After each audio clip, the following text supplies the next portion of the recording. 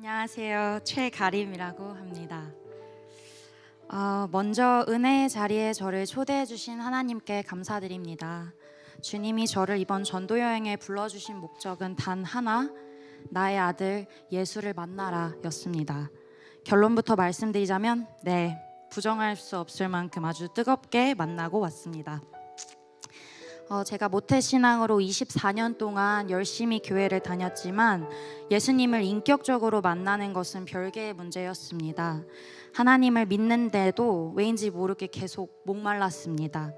불행하게도 세상과 하나님을 동시에 섬기고 있었던 것입니다.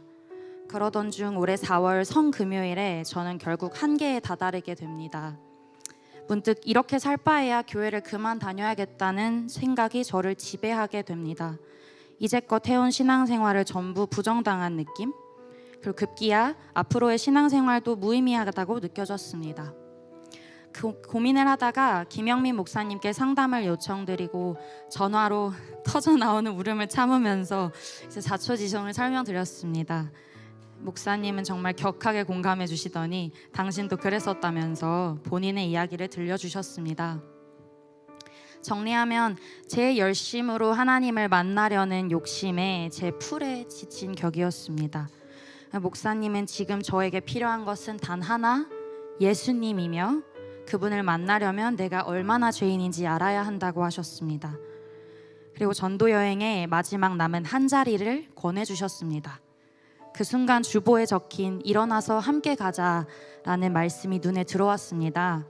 저는 그 부르심을 확신하고 믿음으로 순종했습니다. 이게 정말 마지막이라는 생각으로 나는 반드시 예수님을 만나야겠다고 선포를 했습니다. 번외로 휴가가 잘릴 뻔해서 이제 직장을 그만두겠다고 했더니 하나님께서 허락을 해주셨습니다. 할렐루야. 목사님과의 통화 직후에도 나 정도면 꽤 괜찮은 사람이지 라는 교만 때문에 죄인임을 깨닫는 게 이게 생각보다 쉽지 않았습니다. 그래서 포기하고 그냥 잠에 들었는데 같은 날 새벽 4시 반에 하나님이 갑자기 저를 깨우시더니 어느 때보다도 명확하게 지금 당장 너의 엄마한테 전화해서 10년 전에 네가 저질렀던 잘못을 사과하라고 하십니다. 비몽사몽한 와중에 하나님의 말씀이 너무 분명했기에 반신반의하면서 전화를 걸었습니다. 받으시더라고요.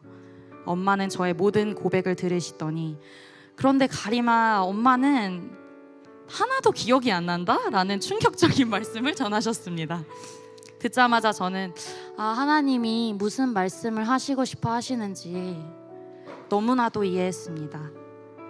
이전 것은 지나갔으니 보라 새 것이 되었도다. 고린도후서 5장 17절 말씀. 긍휼히 여기고 저희 죄를 다시 기억하지 아니하리라. 히브리서 8장 12절 말씀이 떠올랐습니다.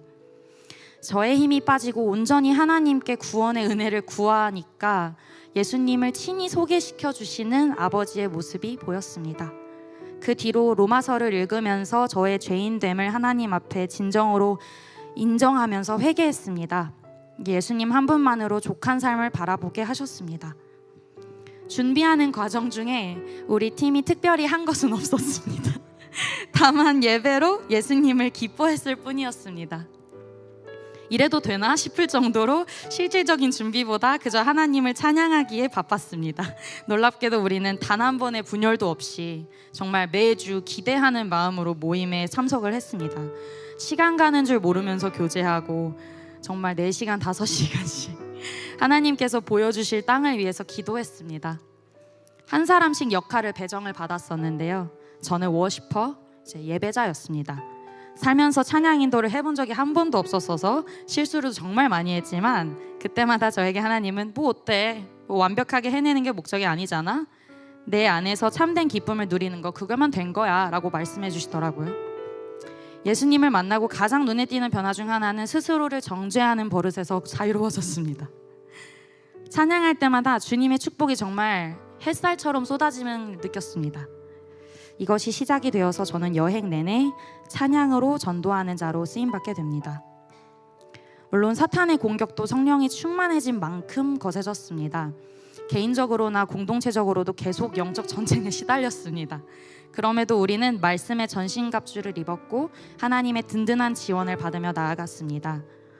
예수님을 만나려면 진심이 아닌 오로지 전심으로 맞바꿔야 한다는 목사님의 말씀이 마음에 새겨지기가 무섭게 사탄은 저를 흔들어 놓았습니다. 출발하기 몇 주 전 어느 주일 때처럼 전도여행 모임을 가는 중에 저는 사탄에게 시험을 받게 됩니다. 얼굴을 포함한 이제 온몸이 갑자기 마비가 되더니 이게 손이 펴지지 않고 말도 나오지 않아서 땅바닥에 주저앉아서 하염없이 눈물만 흘렸습니다. 그러다 팀 전체가 저를 위해 기도해주기 시작했습니다. 그 기도들 사이로 저는 사탄의 조롱과 하나님의 말씀을 동시에 듣게 됩니다. 하나님은 저에게 만약 평생 이렇게 온 몸이 굳은 채로 살아야 한다면 너 그래도 나를 찬양할 수 있니? 라는 질문을 하십니다. 저는 이미 예수님께 제 인생을 걸었습니다. 제 안에 성령님은 한치의 망설임도 없이 네 라고 대답하셨습니다. 그 순간 제 안에 또 다른 무언가가 떠나가는 듯한 느낌이 들더니 몸이 다시 움직여지기 시작했습니다. 할렐루야. 저는 항상 전도에 자신이 없었습니다. 가장 큰 이유는 자존심을 내려놓기가 어렵기 때문이었습니다. 저의 체면이 상할까봐, 미치광이로 보일까봐 사람들의 시선이 제일 신경 쓰였습니다. 그렇기 때문에 이번 여행은 하나님이 일하실 기회가 넘치는 자리였습니다. 내가 할 수 없을 거라고 생각했던 부분에서 반대로 하나님은 그만큼 크게 역사하셨습니다. 가는 곳마다 추수할 것이 참 많았습니다.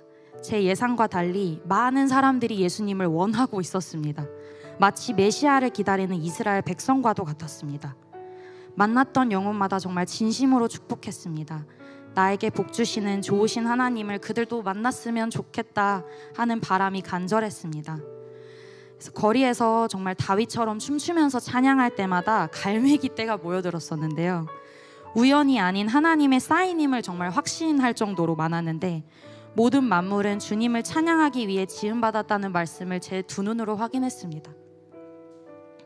저에게 전도란 하나님을 기뻐하는 것 그 자체입니다. 다가가서 말로 복음을 전하기도 하지만 때로는 드러날 수밖에 없는 그 그리스도인의 향기, 예를 들면 기쁨을 감추지 못하는 우리들을 보면서 저 사람들은 뭐가 저렇게 행복할까? 궁금하게 만드는 것도 저는 전도임을 깨달았습니다. 여행하는 동안 목사님 진짜 너무 행복해요, 이런 말을 되풀이했던 기억이 납니다. 이전에는 경험해보지 못했던 세상이 줄 수 없는 기쁨이 막 제 안에서 주체할 수 없이 쏟아오릅니다. 간증문을 쓰면서 하나님과의 추억을 되뇌어 보는데 정말 눈물이 나더라고요. 하나님의 축복에 잠겨 바다가 이끄는 대로 헤엄치는 기분이었습니다. 저의 간증은 어쩌면 전도 여행 그 자체에 대한 것이었다기보다는 이게 계기가 되어서 예수님을 만난 데에 의의를 두었을지 모르겠습니다. 저는 전도 여행의 끝에 예수님이 계실 거라고 예상을 했거든요. 하지만 돌이켜보니 이제 주님을 만나기 위해서 모든 삶을 내어드린 그 순간 이미 저는 주님의 것이었습니다. 사람이 마음으로 자기의 길을 계획할지라도 그 걸음을 인도하시는 이는 여호와시니라. 잠언 16장 9절 말씀. 저는 이제 앞으로의 삶을 더 이상 걱정하지 않습니다. 걸음마다 하나님께 받은 사랑을 흘려보내는 귀한 딸로서 주님과 함께 동행하고 있기 때문입니다. 이 간증을 들으시는 모든 분들이 주님이 주신 축복을 마음껏 누리는 믿음의 여정 되시기를 기도하면서 I sought the Lord and I heard and He answered.